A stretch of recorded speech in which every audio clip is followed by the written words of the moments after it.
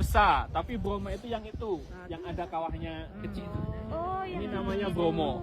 Itu Bromo. Itu Bromo. Kalau yang besar ini namanya Gunung Batok. Batok. Gunung Batok. Kenapa Batok? Batok itu maksudnya mangkok. Mangkok. Nah, macam mangkok, betul, macam mangkok disebut Gunung Batok. Yang gunung paling tinggi itu namanya Gunung Semeru. Itu yang paling tinggi di Pulau Jawa, 3.800 lebih. Yang paling tinggi di Pulau Jawa. Kemudian itu bisa didaki 3 hari 2 malam biasanya. Itu aktif lagi? Sudah aktif, semuanya masih aktif. Masih aktif? Semuanya masih aktif. Kalau yang Semeru itu barusan erupsi. Setiap Januari dia erupsi. Setiap Januari. Ya betul. Untuk terus sejarah geografinya, Gunung Bromo dulu itu satu pegunungan api yang besar. Kemudian 1,5 juta tahun yang lalu dia meletus. Letusan pertama dia berakhir di membuat arah kawah sekarang menjadi desa Ngadisari di Pasuruan. Letusan kedua dia menjadi arah kawah di desa ini tak kelihatan dari sini, namanya Desa Cemorolawang. Cemorolawang ke sana itu. Letusan kedua. Letusan ketiga, nah ini di situ, itu yang besar tuh. Nah, yang besar dulu. Nah, letusan keempat ini Gunung Batok. Nah, Gunung Batok mati, letusan kelima sekarang jadi Bromo. Nah, karena ya umurnya itu tadi 1,5 juta tahun yang lalu sebenarnya. Meletus, lebih kecil lagi, meletus, kecil lagi, meletus, kecil lagi, dan akhirnya jadi Bromo. Oh, itu yang paling kecil Bromo. Ya, yang paling kecil sekarang itu Bromo, yang paling pendek itu. Itu memang sentiasa aktif. Betul. Oke, terus selanjutnya yang di bawah kita itu viewpoint King Kong. Itu yang ramai itu orang tuh. Itu yang ramai King Kong. Itu namanya viewpoint King Kong. Kita sekarang ada di viewpoint Pau.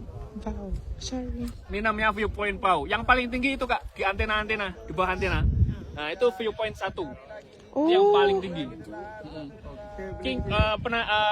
Viewpoint 1, Pau, King Kong, di bawahnya ada Love Hill. Di bawah Love Hill ada namanya viewpoint Dinklage. Semuanya ini masuk penanjakan 1. Areanya, kawasannya masuk kota Pasuruan, Bandar Pasuruan. Nah, di bawah kita, di bawah sini, ini ada namanya penanjakan 2 atau viewpoint 2 atau kita biasa sebut dengan Seruni Point. Seruni Point, Cemorolawang yang sebelah sana ini masuk kawasan Probolinggo. Bukan Pasuruan, bukan Malang, tapi Probolinggo. Kemudian yang sebelah sana, yang bukit paling tinggi, itu namanya B29. B29 itu masuk kawasan Lumajang. Nah, B29 sampai ke sana itu, sampai lurus ke sana itu masuk kawasan Lumajang, bukan kawasan Probolinggo. Sini Pasuruan, Probolinggo, Lumajang. Nah, kemudian tempat kita datang tadi sebelah sana, itu wilayahnya Kabupaten Malang. Nah, jadi Taman Nasional Bromo Tengger Semeru itu ada di 4 kawasan. Pasuruan, sini Probolinggo, sebelah sana Lumajang, sebelah sana adalah Malang. Gitu, bagus ya. Oke, sekarang kawasannya. Kawasan sebelah sana, ini di sebelah kanannya Gunung Batok, itu kita sebut dengan Widodaren. Kenapa Widodaren? Karena di situ, di gunung yang ada garis-garisnya, itu ada gua kecil. Gua kecil itu di dalam gua ada mata air. Mata air yang selalu ada meskipun di musim kering. Dan itu disucikan oleh suku Tengger. Oh ya, belum sejarah suku Tengger ya nanti. Oke, nanti saya jelaskan. Nah, di dalam gua tadi ada sumber mata air yang selalu ada airnya disebut dengan Widodaren, sumber Widodaren. Arti dari Widodaren adalah bidadari.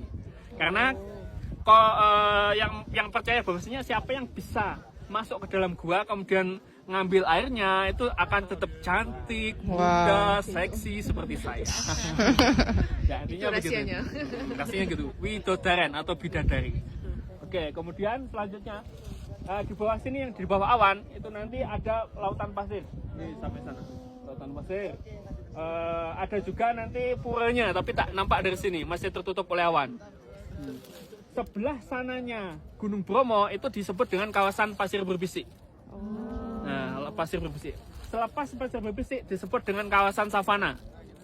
Savana tempat kita tadi malam kita lewat situ, cuma tak nampak. Nah, gitu ya. Nah, di savana itu ada spot tiga favoritnya. Yang pertama adalah Bukit Teletabis.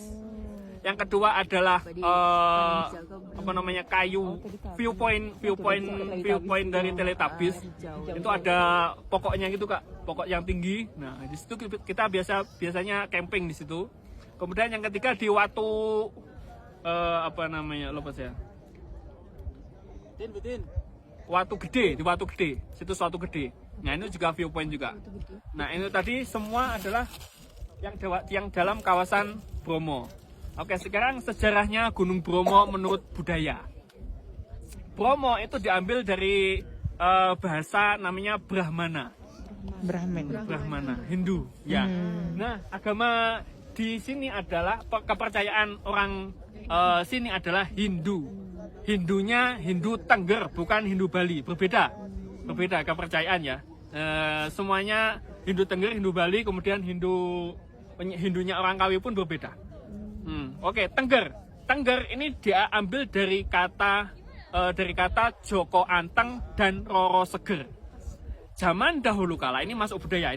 Zaman dahulu kala itu ada dua orang laki-laki, satu orang laki-laki dan satu orang perempuan. Nah, mereka adalah pelarian daripada kerajaan Majapahit yang yang tidak mau masuk Islam. Mereka larinya ke sekitaran Gunung Bromo. Nah, gitu. Nah, ketika waktu itu Bromo ini masih berbahaya. Supaya tidak berbahaya, Brahmana itu mempunyai pandangan bahwasanya bila kita memasukkan satu laki-laki dan satu perempuan ke dalam kawah Bromo, maka Bromo tidak akan lagi berbahaya untuk orang di sekitarnya. Nah, dua orang ini yang terpilih tadi adalah satu yang laki-laki namanya Joko Seger. Joko itu artinya perjaka yang kuat, yang tangguh, ininya gitu. Perjaka itu laki-laki yang belum menikah. Ya. Kemudian Roro Anteng itu artinya perempuan yang cantik dan tenang dan gemulai. Nah, lemah lembut. Nah, macam itu. Jadi dua orang ini mereka sebagai apa ya? Ya dikorbankan untuk menenangkan Gunung Bromo supaya tidak berdampak negatif kepada masyarakat sekitar. Dan itu terbukti. Bromo tidak pernah berdampak negatif kepada masyarakat sekitar. Ya. Ya, nah makanya disebut dengan suku Tegar. Diambil dari kata itu tadi. Roro Anteng dan Sego Tegar. Nah, orang-orang yang ada di sini disebut dengan orang Tengger. Gitu ya. Oke, sudah? Ada yang mau ditanyakan? Ya, nggak tahu mau apa. Ya, sudah paham ya tentang budayanya sama sejarah geografisnya ya. Oke, sekian dari saya. Terima kasih. Kelas bisnis. Ya.